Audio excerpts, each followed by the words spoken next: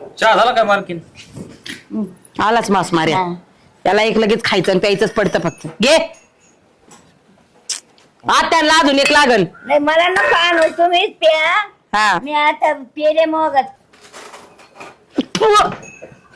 काय आलं मालकीन? साखर हवी तिने सगळं मीठ टाकले चहात. मी टाकलं?